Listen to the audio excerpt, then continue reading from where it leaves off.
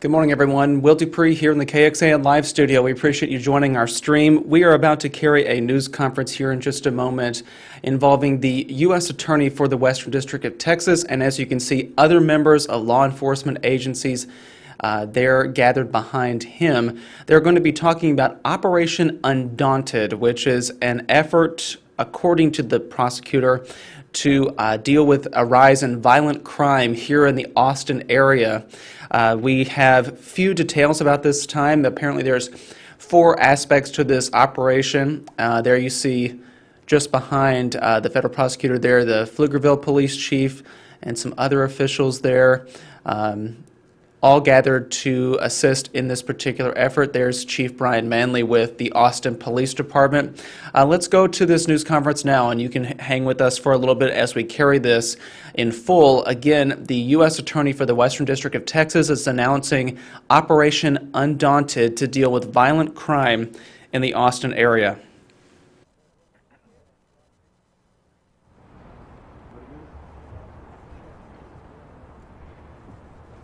Everybody good?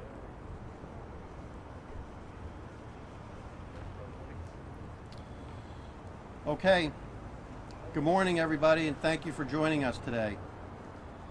Violent crime is skyrocketing in the Austin area. The murder rate, which is the most reliable of all crime statistics, shows that murder is up over 50% in this city just so far this year. When you defund the police, when you relax enforcement of existing criminal law, when you release repeat offenders and violent criminals into our streets, this is exactly what you can expect.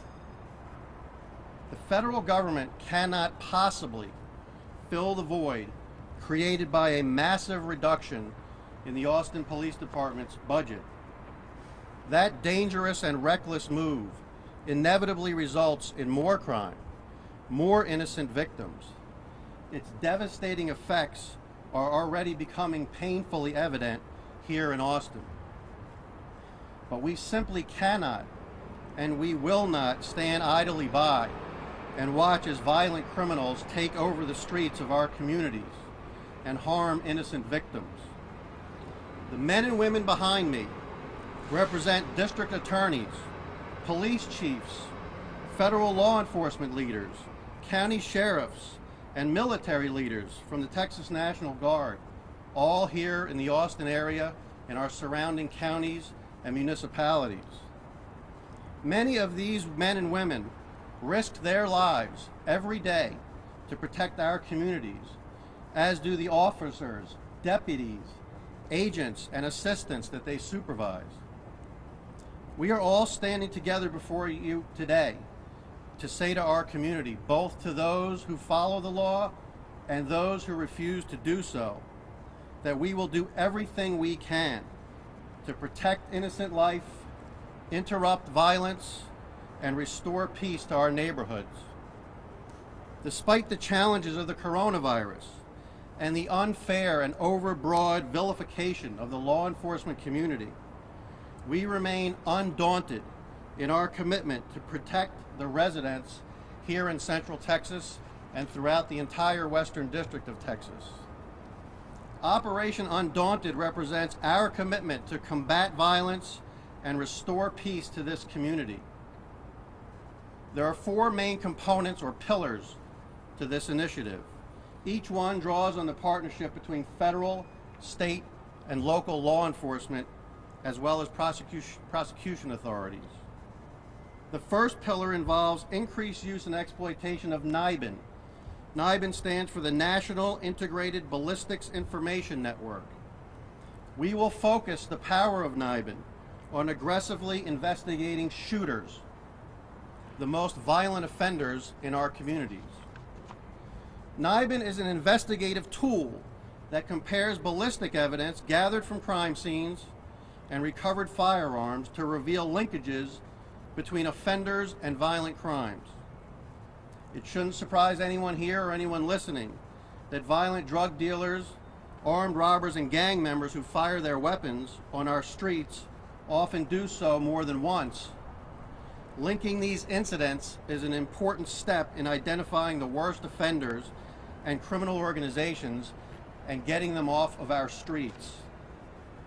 Operation Undaunted brings together federal, state, and local law enforcement assets to exploit these NIBIN leads and cooperatively investigate related incidents to arrest and prosecute shooters. The second pillar of Operation Undaunted focuses on incorrigible repeat offenders who fail to rehabilitate. You know, sometimes people do deserve a second chance, and we're not blind to that in any way, shape, or form. But far too often, criminals are getting 5, 6, 7, and sometimes many more chances. The revolving door of the criminal justice system allows these hardened criminals to return to the streets and commit new crimes. We will work with the local district attorneys, Texas anti-gang centers, and law enforcement agencies in our communities to prosecute the offenders who simply refuse to stop committing violent crime. We are committed to identifying these repeat offenders, including those who reoffend after being released on bond, or who continually commit acts of domestic violence and present an ongoing danger to their victims, and we will prosecute them federally where appropriate. The third pillar of Operation Undaunted is the aggressive federal prosecution of qualifying robberies. Again, not surprisingly, sometimes robberies go bad and people are hurt and even killed. Our federal prosecutors will work with law enforcement to identify the most serious and the most violent of these crimes, particularly robberies in which a firearm is used, serial robberies committed by gangs, cartels, or robbery crews, robberies of federal firearm licensees like gun stores, and robberies spanning multiple jurisdictions. These cases, too, will be prosecuted to the fullest extent of the law. The fourth pillar of Operation Undaunted is engagement with military authorities to address violent crime that takes place on military bases. Adhering to all the relevant legal limitations, military and civilian law enforcement will work to investigate violent crime that occurs within the jurisdiction of the military. Operation Undaunted will ensure enhanced cooperation between our partners on military bases and will once again focus on the worst of the worst violent offenders in an attempt to stem the surging violent crime rate. We are resolutely united in our desire to reduce the violent crime rate. I would like to demonstrate to you and to our community just how broad a spectrum of law enforcement you have in front of you today. These folks behind me are the people who want to protect law-abiding residents, preserve life, promote peace, and punish those who prey on our weak and vulnerable residents. These are your admirable and courageous leaders, and everyone standing here today is dedicated to the mission of promoting public safety. These leaders and the officers and agents who work for them are out in the streets during the threat of COVID, working under increasingly difficult circumstances, often without necessary resources to protect you and your loved ones. Despite unprecedented challenges, these leaders are all here today to demonstrate their commitment and the commitment of their organizations to the communities we serve and the protection of our right to live in a society where violent crime is simply not tolerated. I'm going to introduce each one of these folks sort of in categories.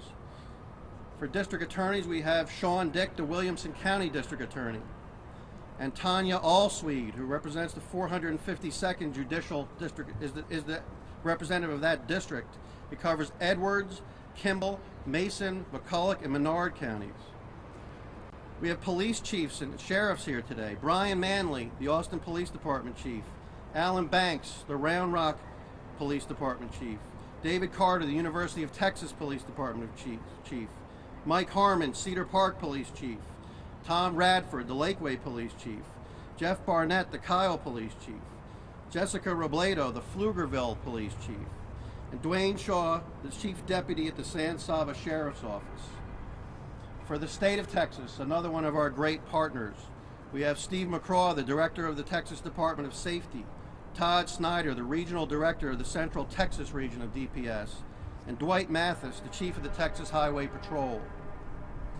And of course we have our federal partners here, Chris Combs, who's the Special Agent in charge of the FBI, Susan Parmelo, who is the United States Marshal for the entire Western District of Texas, Shane Folden, the Special Agent in charge for Homeland Security Investigations, Dante Sorianello, Assistant Special Agent in charge of the Drug Enforcement Agency, Stephen Cam, Assistant Special Agent in charge of the FBI, Roderick Benton, Assistant Special Agent in charge of IRS Criminal Investigations, Tim Davis, Resident Agent in charge of the Drug Enforcement Agency here in Austin, Brian Gardner, Resident Agent in charge of the Bureau of Alcohol, Tobacco, and Firearms and Explosives here in Austin, Steve Hampton, the Resident Agent in charge of the United States Secret Service here in Austin.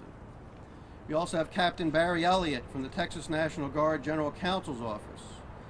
And finally, we have representatives from my office's leadership as well. Ashley Hoff, who is our first United States Assistant United States Attorney, Christina Playton, who is our criminal chief for the entire district, and Sarah Winarka, who's the chief of our major crimes.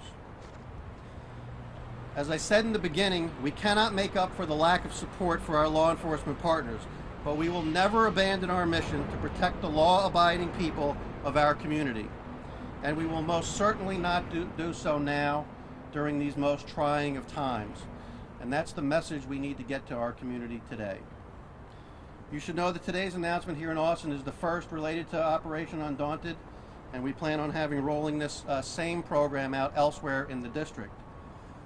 That's all of my remarks for today. I'm willing to take a few questions if you have any. Can you explain to us exactly what is new here? I mean, so have you guys not used the NIDN with Austin before? Have you guys not collaborated with the DA's office before? No, we actually have very good relationships with the DA's office here in Austin currently. And we do use NIBIN here, but we are going to enhance its use, and its use can be maximized. We can put more people on that project of really looking for ties between crime guns, ballistics evidence at crime scenes, and we're going to work with our federal, local, and state partners together to try to do that. Again, NIBIN is a tremendous tool. It has produced many, many cases throughout the country and in our district. It's being used particularly well in San Antonio now, and we hope to enhance it here in the same kind of way we're using it in San Antonio. Austin is not the most dangerous city in Texas. Like the number 40 homicides we've had this year, I think San Antonio has had twice that many homicides this year. I mean, why focus these resources on Austin when other cities are seeing higher crime rates? Well, it's not just the gross number of homicides, it's the precipitous rise in it that's particularly concerning. You look at that chart, you don't want to live in a community where the homicide rate is going up by more than 50%, and we have an absolute duty to try to stem that tide. You know, Austin is growing a tremendous amount, it has been for a long time. We're becoming a big city with big city problems. We don't want to have big city problems like they do in other places where the homicide rate's out of control. Now is the time to act, not when that number instead of 40 or 60 is 140 or 160. And every single victim that's on that chart, their lives are extremely important, and their civil rights and all of the things that they could enjoy are extinguished when they're killed. And so we have an absolute obligation to make sure that that graph doesn't go up, it goes down. You seem to be saying in some of this that defunding the Austin Police Department was certainly a factor in this. But yet a lot of what is happening with defunding the Austin Police really hasn't even taken effect, or hasn't really had a prolonged impact like that with the budget cycle like it is in Austin. So how much of a factor is defunding the police, or what could it be other factors with COVID, mental health issues going up this year, and other things? Well, again, I can't tell you that there aren't other factors. There may very well be, including, like I said, the fact that Austin's population is going up so much, and we're starting to see people from other cities come to Austin and commit crime here. But you certainly cannot argue that at a time when that is taking place, that gutting the police department's budget is going to do anything to move that crime rate down. That graph needs to go down, not up. You don't move it down by taking resources away from the people whose job it is to go out in these streets and try to stop people from getting hurt. That's just common sense. Do you feel like, though, like with coronavirus and mental health issues being documented as being dramatically increasing, that they couldn't have an impact on assaults and homicides?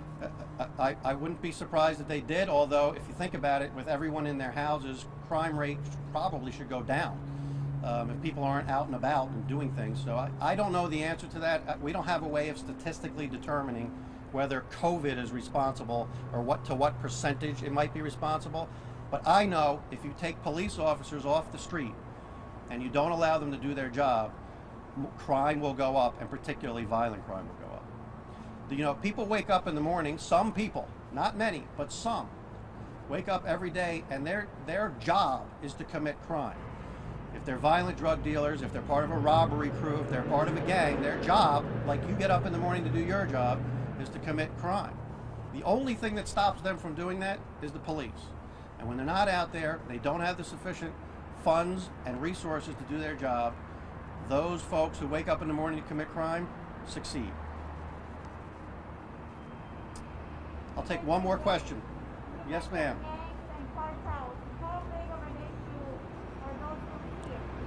You know, we have seen an increased rise in gangs and cartel activity, I think, in all of Central Texas.